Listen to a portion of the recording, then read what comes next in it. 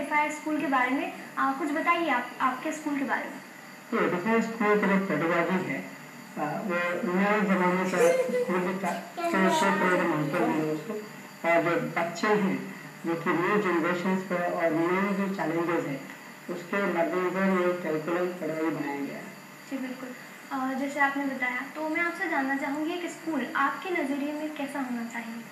School जहाँ बच्चे जो पढ़ते वहाँ पर हैं तो हर रोज़ आने के लिए उत्सुक रहें। जी बिल्कुल।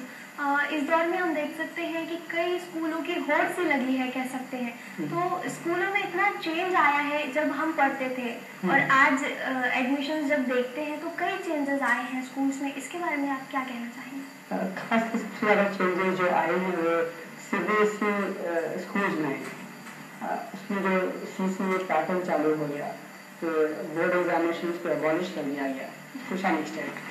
और अभी तीसरा अभी जो नए चेंजेस आ रही है वो है कि open book system of examination, वो भी आपको शायद 1-2 साल में आ जाएगा। सो ये चेंजेस है as a policy they are very good, but कहाँ तक इम्प्लीमेंट होता है और स्कूल्स कैसे इम्प्लीमेंट कर पाते हैं उसको, ये एक बहुत बड़ा चैलेंज है। सिस्टम की आपने बात की है तो मैं आपसे जानना चाहूँगी कि सिस्टम में आजकल स्कूल्स में जैसे चेंजेस के बारे में आपने हमें बताया, तो स्मार्ट क्लास जैसे आज स्कूल में एक प्रचलन सा हो चला है, तो इसके बारे में क्या कहेंगे। स्मार्ट क्लासरूम कुछ और नहीं है, एक रिप्लेसमेंट है जहाँ पर पहले क्लास के बाहर बच्चे जाते थे और विजुअल रूम हुआ करता था जहाँ TV होता था, DVD प्लेयर लगा कर लोग देखते थे। आजकल क्या हो गया, इंटरेक्टिव बोर्ड लगा हुआ है, दैट इज बेसिकली कंप्यूटर। उस पर टीचर अपना सारा कुछ रिसोर्सेज उसके ऊपर अपलोड कर लेते हैं और वहीं से एनिमेटेड फिल्म के द्वारा कोई भी कॉन्सेप्ट को पढ़ा सकते हैं। सबसे बड़ा फ़ायदा ये है कि इसको हम लोग शेयर कर सकते हैं। इसको अगर स्कूल चाहे तो पेरेंट्स को ओपन कर दे तो पेरेंट्स को देख सकते हैं क्लास में एग्जैक्टली क्या हो रहा है, बट थोड़ा रिस्क है उसके अंदर। ये जो आपने स्मार्ट क्लासरूम की बात की, इसका इम्पैक्ट स्टूडेंट्स पे कैसा देखा गया। बेसिकली ये स्थापित हो चुका है कि अगर मैं जो बता रहा हूँ, अगर मैं one way side lecture method जो है उसका रिसेप्शन कैपेसिटी बहुत कम होता है, उसके बाद आ गया फिर विजुअल थोड़ा ज़्यादा होता है, और यहाँ पर जो इंटरेक्टिव सिस्टम हो गया है तो कैपेसिटी जो बच्चों का है to grasp has increase phenomenally. तो हो सकता है कि अगर देखा जाए तो 80-90% इफेक्टिव है ये। जी बिल्कुल। आपने कहा कि बोर्ड एग्जामिनेशन को अबॉलिश कर दिया गया है, तो क्या फ़र्क है स्कूल एग्जामिनेशन और board examination. To some extent जैसे कि बोर्ड एग्जाम कंपल्सरी नहीं है, अब 6th तक बच्चे फेल होते नहीं हैं, इसका मतलब ये होगा 10th तक बच्चे फेल नहीं होंगे। तो स्टूडेंट CBSE ने स्टूडेंट्स को ऑप्शन दिया हुआ है कि या तो आप स्कूल बेस्ड एग्जाम चूज कर सकते हैं जो कि स्कूल इन हाउस कंडक्ट करता है, बट उसका मार्कशीट में या फिर जो सर्टिफिकेट्स है उसमें कहीं मेंशन नहीं होता है कि वो स्कूल बेस्ड एग्जामिनेशन के तरह से पास हुआ है बच्चा, या फिर जो बच्चा बोर्ड एग्जाम सॉल्व करता है वो उसके थ्रू पास होता है। जी बिल्कुल। आपके स्कूल में जो कंप्यूटर लैब है उसमें सुना है कि लैपटॉप आप लोग प्रोवाइड करते हैं, तो इसके क्या फ़ायदे हैं और क्या कारण है कि कंप्यूटर ना रख के आपने लैपटॉप को प्रोवाइड किया है। 2-3 चीज़ तो काफ़ी बड़ा चेंज है। जहाँ तक जो बच्चे पास आउट करें आज वो iPad की बात करेंगे और वो सारा कुछ टाइपिंग तो ख़त्म ही हो चुका है। सो जब उनके पास हैंड हेल्ड डिवाइस रहेगा तो we are preparing them for new generation, तो इसीलिए वो हटाया गया और it is very easy for them to handle it, तो दे नो द थिंग्स। और दूसरा है कि from logistic point of view is very easy to manage and it looks very good as well. So cosmetic value बढ़ जाता है school का, वो हालांकि वो 5% ही है बट इफेक्टिवनेस उसका 95% है। जैसे बता आपने ये स्टूडेंट्स पे भी डिपेंड करता है कि वो चाहे तो बोर्ड एग्जामिनेशन के लिए हाँ कह सकते हैं या नहीं, तो उसके आगे फिर क्या कदम।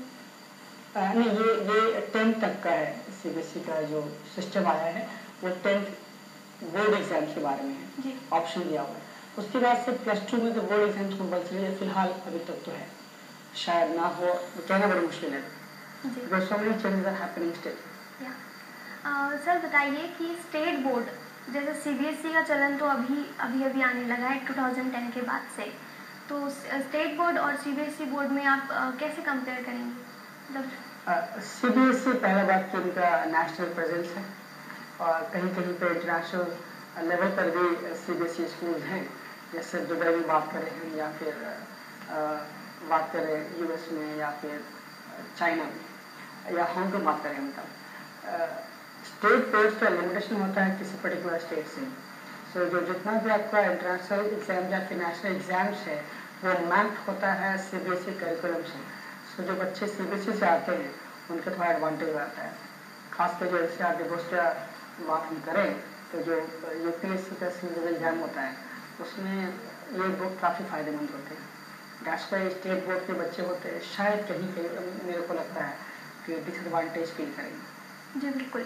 तो सर इस बात पे मैं आपसे जानना चाहूँगी कि इंटरनेशनल स्कूल्स और आपके स्कूल में किस प्रकार से फ़र्क है? मैं पहले बता दूँ मेरा स्कूल नहीं, इंटरनेशनल स्कूल, वर्ल्ड स्कूल और नॉर्मल स्कूल। फ़र्क यही है कि जो वर्ल्ड स्कूल या नेशनल स्कूल कहलाने के लिए किसी भी स्कूल के पास एटलीस्ट 6 देश के बच्चे होने चाहिए, तभी जा करके वो इंटरनेशनल स्कूल या वर्ल्ड स्कूल चला सकता है। और प्लस उसके अलावा उनके पास जो करिकुलम हो वो IBO का जिनेवा बेस्ड जो संस्था है उनका होना चाहिए या फिर कैम्ब्रिज का या फिर 3-4 जैसे और। बट आजकल तो लोग कुछ भी शरद कुमार सिंह वर्ल्ड स्कूल लगा रही है तो वर्ल्ड स्कूल है नहीं। उसके बाद से सीबीएसई स्कूल्स हो गया जहाँ सब एफिलिएशन लेते हैं या फिर ICSE हो गया या फिर स्टेट बोर्ड स्कूल्स हो गए। सर जैसे कि सीबीएसई स्कूल्स में आजकल बहुत सारी एक्टिविटीज़ होती हैं बच्चों के लिए जो बहुत अलग होती हैं, जिनमें बच्चे पढ़ाई के अलावा भी, स्टडीज़ के अलावा भी कई सारी एक्टिविटीज़ करते हैं, जैसे स्विमिंग क्लासेस है, डांसिंग क्लासेस है। तो ऐसी क्या स्पेशलिटी है आपके स्कूल की? जैसे साइंस को आपने LOI का नाम दिया है, तो ऐसा क्यों? मैं पहले क्वेश्चन का जवाब दे रहा हूँ। जहाँ तक सवाल है हम उसको बांटते हैं 2 तरीके से। जी। एक को करिकुलर एक्टिविटीज़ और दूसरा बांटते हैं एकेडमिक्स। तो हमारे यहाँ जो एम्फेसिस है वो 50% हम एम्फेसिस देते हैं स्पोर्ट्स को या अदर एक्टिविटीज़ को और 50% हमारा एकेडमिक्स फोकस है। मानना ये हम लोगों का है कि जो बच्चे अपना वेंट आउट कर लेते हैं energies in different other activities and spheres, they have been found to be good with academics as well. और जहाँ तक आपका दूसरा सवाल था कि इससे फ़ायदा कितना हो रहा है, तो वही जहाँ से मैंने छोड़ा वही चालू करता हूँ। बच्चे आजकल कोई भी नहीं जानता कि आज मेरे पास जो बच्चे हैं इकोनॉमिक्स में अच्छे हैं या मैथ्स में अच्छे हैं तो शायद कल जा कर के वो सीनियर बन जाए। तो अगर वो एक्सपोज है सारा फील्ड से, सारा चीज़ अवेलेबल है उनके पास, तो वो उनके लिए फ़ायदेमंद रहता है।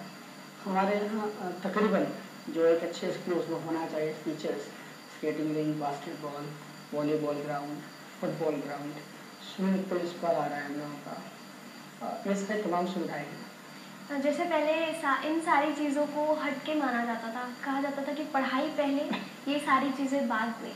तो आज की जनरेशन, जैसे आपने बोला कि पढ़ेगा क्या, किस चीज़ में वो इतना कहते हैं कि ज़्यादा परफेक्ट बनेगा, ये हमें भी नहीं पता होता, पेरेंट्स को भी पता नहीं होता कि हमारा बच्चा इकोनॉमिक्स में ज़्यादा अच्छा है, मैथ्स में ज़्यादा अच्छा है कि साइंस में ज़्यादा अच्छा है।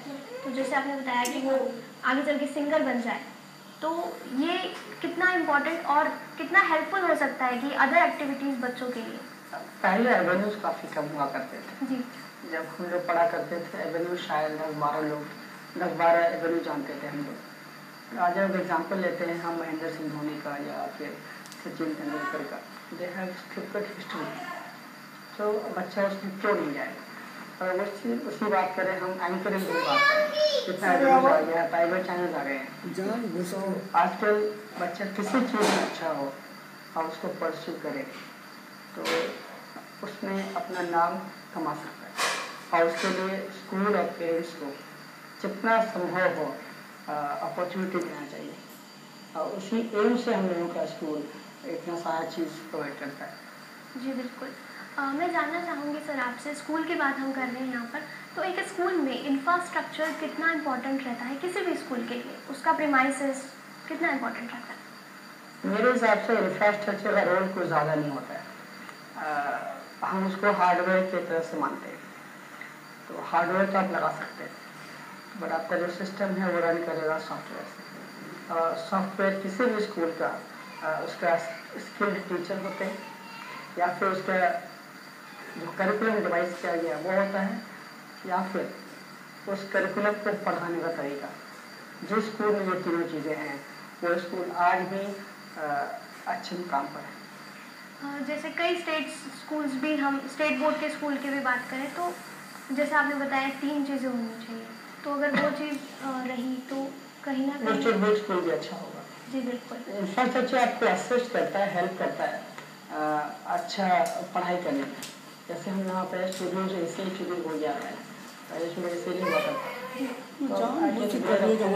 खराब हो जाएंगे, पहले शायद संभव नहीं था।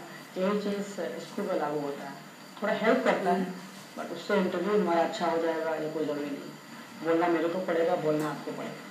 यानी कह सकते हैं कि जैसे जैसे जनरेशन में चेंज आ रहा है, जनरेशन के हिसाब से स्कूल्स एजुकेशन के सिस्टम में भी चेंज आ रहा है। हाँ जी जी बिल्कुल। इस बात को लेके मैं क्वेश्चन करना चाहूँगी कि पेरेंट्स की एक शिकायत होती है कि वो कहते हैं आजकल पढ़ाई बहुत महंगी हो गई है, तो इस पर क्या कहना चाहते हैं? महंगी तो सभी चीज़ें हो गई है लाइफ की। स्कूल भी हर वर्ग के लिए अलग अलग तरीके से इस्टेब्लिश किया जा रहा है। इंडिया में बहुत से स्कूल हैं जिनका फीस 16 से 18 लाख रुपया सालाना है। हमारे यहाँ केवल 36,000 रुपया है, किसी स्कूल में केवल 10,000 रुपया है। तो parents have to choose a school जो उनके पॉकेट साइज को सूट करे। और ये सारा कॉस्ट जो मैंने पहले बताया, हार्डवेयर और सॉफ्टवेयर, उस सबका कितना कंपोनेंट है उसको मिला करके वो प्राइस पड़ जाता है। मतलब आजकल अगर पेरेंट्स अपने बच्चों को स्कूल में एडमिशन देने की जब सोचते हैं या वो जाना चाहते हैं, तो वो आपके हिसाब से किन चीज़ों पर सोचते हैं कि कैसा होना चाहिए एक पेरेंट्स के व्यू से, कि वो किन मुद्दों पर ज़्यादा ध्यान देते हैं कि वहाँ करिकुलम एक्टिविटीज़ होती है या नहीं, एजुकेशन सिस्टम अच्छा है या नहीं, किन मुद्दों पे वो ज़्यादा ध्यान देते हैं?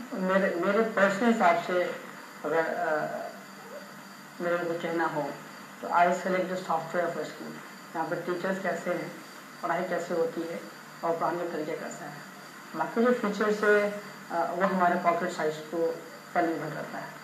ये छोटे स्कूल हो सकता है और ये बड़े स्कूल हो सकता है, बट ये ज़रूर है कि अगर कुछ पॉकेट साइज को सूट करे तो शायद थोड़ा सा इंफ्रास्ट्रक्चर अच्छा लेकर के मैं अपने बच्चों को अच्छे बना सकता हूँ। साइज़ की बात की आपने, तो मैं आपसे जानना चाहूँगी एक क्लासरूम का साइज़ और नंबर ऑफ स्टूडेंट कितना इम्पोर्टेंट है क्लास के लिए, टीचर के लिए, स्टूडेंट्स के लिए और उनके डिसिप्लिन के लिए? मेरे हिसाब से आइडियल क्लास साइज 20 से 25 होना चाहिए, जो कि मेरे बहुत से दोस्त लोग उसको नकारेंगे तो इकोनॉमिकली वायबल पॉपुलेशन नहीं होगा। ये भी फैक्टर है जब फीस बढ़ जाता है। तो जहाँ पे क्लास में आज भी बहुत से स्कूल है जहाँ 50-60 बच्चे रहते हैं, तो वहाँ पे शायद टीचर्स का ध्यान करिकुलम जो अब ट्रांजैक्ट करते हैं वो उतना अच्छा नहीं हो पाता होगा। एक्सेप्शंस हो सकते हैं, पर जहाँ पर 20-25 बच्चे का सवाल है, मेरा ये पर्सनल ओपिनियन है और मानना है कि वहाँ पे कोई बहाना नहीं चल सकता है। 20-25 बच्चे को कोई भी टीचर ट्रांजैक्ट करा सकता है सिलेबस और हर तरीके से ध्यान दे सकता है। यही एक चेंज, हम बहुत वास्ट चेंज जिसको बोल सकते हैं कि हुआ है। जैसे पहले उनके देखा जाए तो पहले नंबर ऑफ स्टूडेंट 40, 50, 60 उससे भी ऊपर हुआ करता था। 100 बच्चों को इतना पढ़ाया हुआ है, और वो 2005 की बात है। जी, तो ये कहीं ना कहीं उसमें टीचर्स बोलो, स्टूडेंट बोलो, ज़्यादा नंबर ऑफ है, मैं पीछे बैठ जाऊँगी, मुझे टीचर्स नहीं देख पाएंगे या फिर मेरे एक्टिविटीज़ पे टीचर्स ध्यान नहीं दे पाएंगे, तो ये कहीं ना कहीं प्लस पॉइंट हुआ करता था स्टूडेंट्स के लिए। मतलब नंबर ऑफ स्टूडेंट ज़्यादा रहता था। तो ज़माने के या फिर दौर में बच्चे के हिसाब से होता था। जी बिल्कुल। हाँ, बट बच्चा जो आउटपुट के हिसाब से बात हम करें तो वो उनका नेगेटिव ही है, क्योंकि वो पैसा भी दे रहे हैं और पढ़ भी नहीं रहे। तो अभी क्या है कि 25 बच्चे हैं तो स्कूल टीचर्स हर माइन्यूट डिटेल्स और रिपोर्ट पेरेंट्स को दे सकते हैं, तो उसमें बच्चों को स्कोप है ही नहीं कि ज़्यादा फेवरेट कुछ कर सकें या प्रॉक्सी के बुला करते थे या क्लासेस बंद करने का चांसेस काफ़ी कम हो जाते हैं। जी, तो हम ये कह सकते हैं कि स्कूल के लिए नंबर ऑफ स्टूडेंट और उस क्लास का साइज एक बहुत ही इम्पोर्टेंट थिंग हो जाती है। ये डिसीजन होता है किसी मैनेजमेंट का कि आप क्या रखना चाहते हैं, तो उसके हिसाब से प्राइसिंग जो फीस होता है वो वेरी करता है। एडिफाई स्कूल एजुकेशन सिस्टम के बारे में हमारी चर्चा यूं ही जारी रहेगी मगर इस छोटे से ब्रेक के बाद।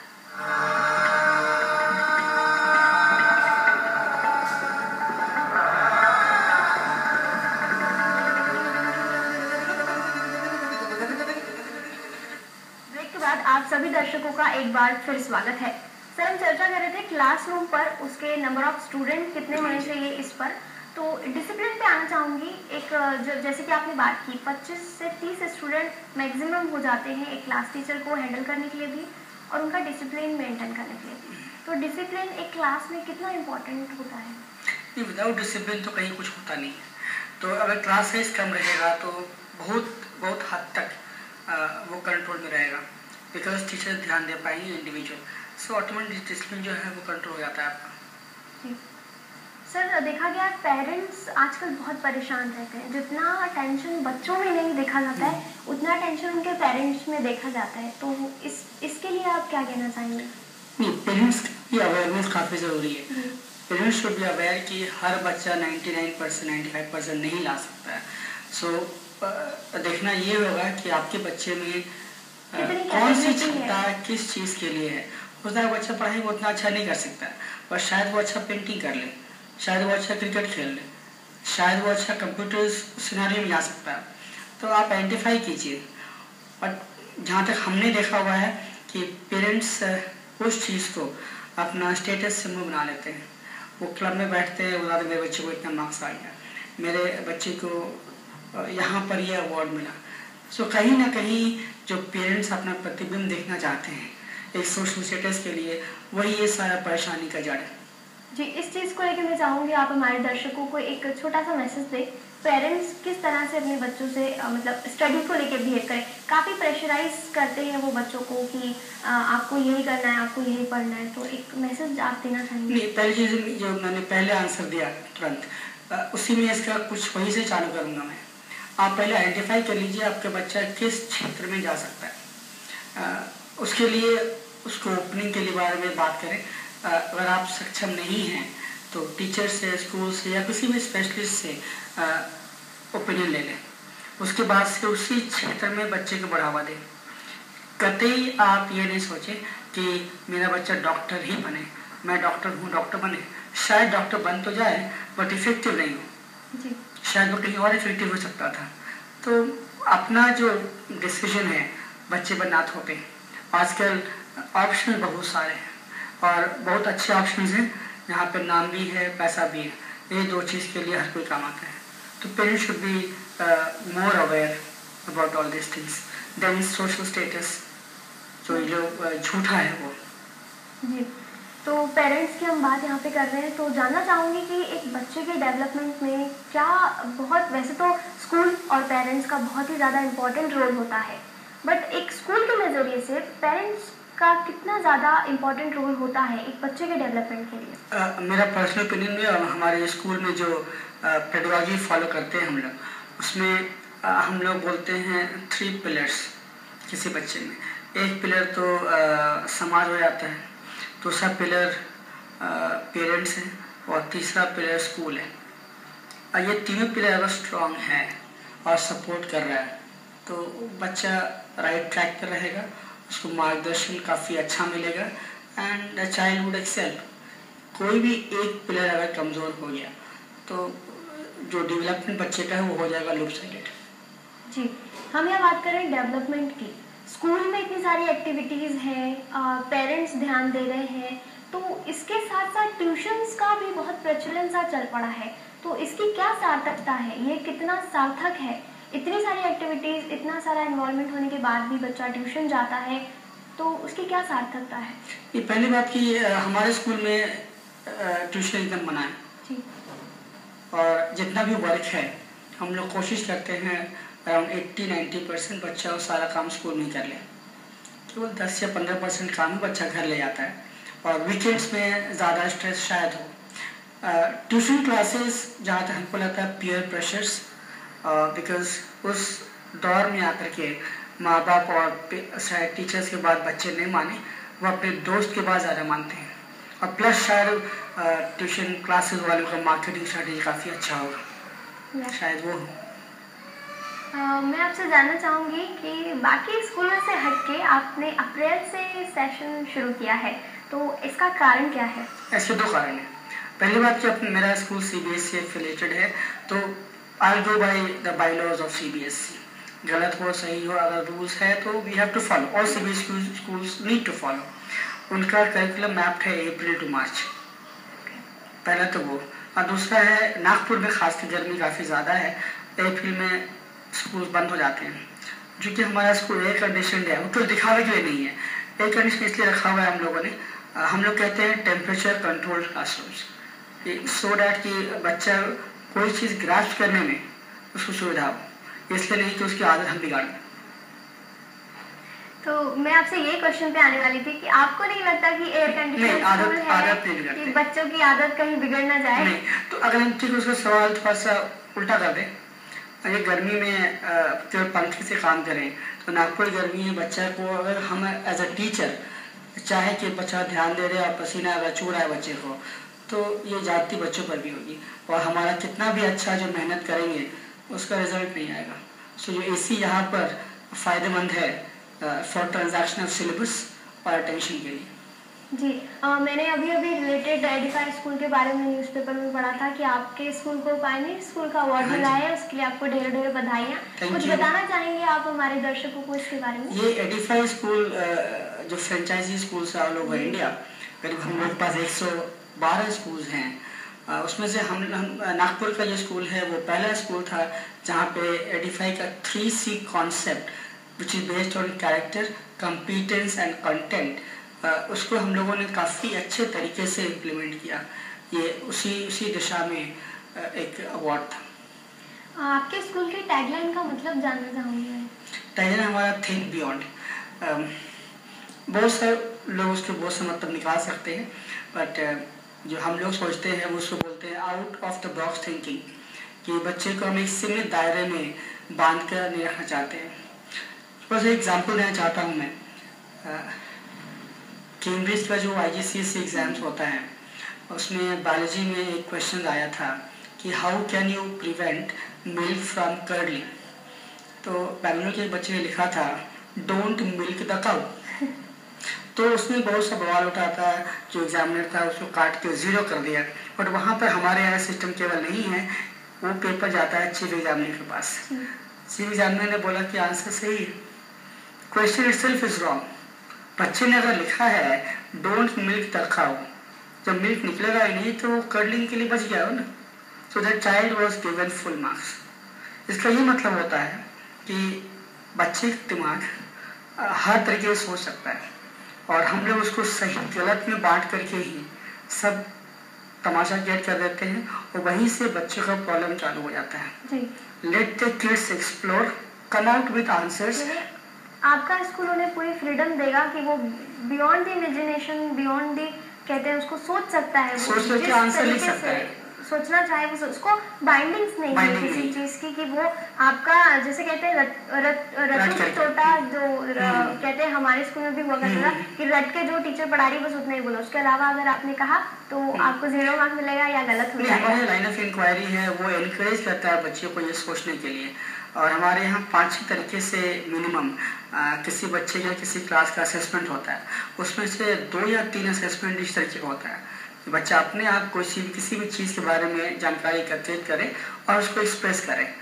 सो इसको बोलते हैं आउट ऑफ बॉक्स थिंकिंग, इसको हम लोग फॉलो कर रहे हैं। आपके स्कूल में इतनी फीस देने के बाद पेरेंट्स की क्या उम्मीदें रहती हैं आपसे, स्कूल से? आप अनुभव हमसे शेयर करना चाहेंगे? आपने कई पेरेंट्स से मुलाकातें की होंगी। हर पेरेंट्स का इच्छा तो ये रहता है कि मेरा बच्चा एक अच्छा मुकाम हासिल कर सके।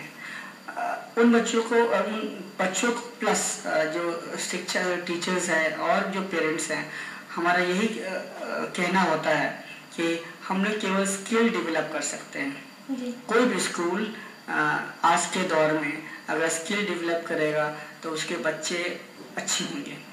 उसका सिंपल सा रिलेशनशिप है। जब हम लोग पढ़ा करते थे उस समय एवेन्यूज काफ़ी कम थे, जानते भी नहीं थे, हम लोग सोचते भी नहीं थे कि प्राइवेट चैनल्स ऐसे खुल जाएंगे, रेडियो जॉकी के लिए भी ऑप्शंस आ जाएंगे। बट आज तो ऑप्शंस है, अच्छे ऑप्शंस है। और आज अगर बच्चे को मैं पढ़ा रहा हूँ, वो 15 साल के बाद हो सकता है कि ऑप्शन जो हमने सोचे भी नहीं है वो उसके सामने आ जाए। तो हम लोग अंधेरे में तीर मार रहे हैं, ये सिखाते कि ठीक है भैया ये स्कूल है, वो इंजीनियरिंग के लिए अच्छा है, मेडिकल के लिए अच्छा है, और वो शायद वो फील्ड उतना मायने ना रखे बच्चे के लिए। तो अगर आप स्किल्स डेवलप कर देंगे बच्चों में, तो चाहे कोई भी ऑप्शन अवेलेबल हो, बच्चा उसको फिट कर जाएगा। सो मेरा स्कूल केवल स्किल डेवलपमेंट पर विश्वास करता है, ध्यान देता है। जी, स्किल्स की हम यहाँ पे बात कर रहे हैं, तो मैं आपसे जानना चाहूँगी कि आजकल देखा जाता है कि जैसे मैच्योरिटी की बात हम करें तो बच्चों में पहले मैच्योरिटी काफ़ी देर बाद आती थी, बट आजकल जो है बच्चों में मैच्योरिटी बहुत जल्दी, उनका कहना चाहिए माइंड भी बहुत जल्दी डेवलप हो जाता है। तो कहीं ना कहीं हम कह सकते हैं कि ये जो एक्टिविटीज़ है ये इनके पीछे कारण होती है। नहीं, केवल एक्टिविटीज़ नहीं है, वो भी एक और कारण है निश्चित तौर पे। बट यहाँ पर जो नॉलेज एक्सप्लोजन हो रहा है वो सबसे बड़ा इसका कारण है। बच्चे को इतना इन्फॉर्मेशन है, जैसे अगर हम अपने आप को कंपेयर करें, ग्रेड 1 में मैं जो था तो सिंपल भाषा में मैं कुछ जानता नहीं था। आज हमारे ग्रेड 1 के बच्चा उस ज़माने के ग्रेड 1 के बच्चे से काफ़ी ज़्यादा जानता है, क्योंकि वो टीवी देखता है, इसमें अवेयरनेस काफ़ी ज़्यादा है, इंटरनेट से, मोबाइल है, स्मार्टफोन्स है। सो जो नॉलेज एक्सप्लोजन हुआ है उसके कारण ये सब हुआ है। आजकल के स्टूडेंट्स में रोष बहुत देखा जा रहा है, एंगरनेस उनमें बहुत होती है, पेशेंस नाम की चीज़ नहीं होती है। तो ऐसा क्यों, इसके पीछे आप क्या कारण मानते हैं? जो लास्ट आंसर मैंने दिया थी उसको लिंक करूँगा मैं। चूँकि नॉलेज एक्सप्लोजन भी हो रहा है, तो जो इंफॉर्मेशन है वो राइट काइंड और रॉन्ग दोनों बढ़ रहे हैं। प्लस जितना हम लोग मीडिया से एक्सपोज्ड हैं, उसमें अगर ये देखा जाता है कि एक बच्चा बर्थडे पार्टी में 10,000 रुपया खर्चा कर सकता है, हर किसी की इच्छा होता है। यही भी एक कारण है कि होल्ड लगा हुआ है कि मैं भी ये दे दूँ, मैं भी ये कर दूँ। और हर पेरेंट या तो सक्षम है या सक्षम नहीं भी होने पर, या फिर होने पर भी शायद अलाउ नहीं करता है, अलाउ पेरेंट नहीं करते हैं, या फिर स्कूल परमिशन नहीं देता है। तब ये जो पेंटअप एंगर है कुछ समय बाद कहीं ना कहीं निकल जाता है। इसीलिए मैंने कहा कि पेरेंट्स और जो टीचर्स है या फिर स्कूल है, they should act as pillars and they should be in constant touch, so that कि मॉनिटरिंग कर पाएँ आप कि बच्चा कहाँ जा रहा है, कैसे क्या काम कर रहा है। सर, अगर आप अपने स्कूल के बारे में 2 लाइन में कुछ संदेश देना चाहते हैं तो क्या कहेंगे? मैं शिव खेरा का जो फेमस किताब है यू कैन विन, उनसे 2 लाइन्स के बारे में समअप करना चाहूँगा अपने स्कूल के बारे में। We don't do different things, we do things differently. इसका मतलब यह है जितना भी करिकुलम है, पढ़ाई का कोई तरीका हमारे यहाँ अलग है, उसका जो ट्रीटमेंट है वो अलग है, बेशक जो उसके सोल है, बॉडी है, वो इंटैक्ट रहता है। एंड वही डिफरेंस हम मेरे बच्चों में और मेरे स्टूडेंट्स में और मेरे पेरेंट्स में और मेरे टीचर्स में पाया गया है, and that is very good.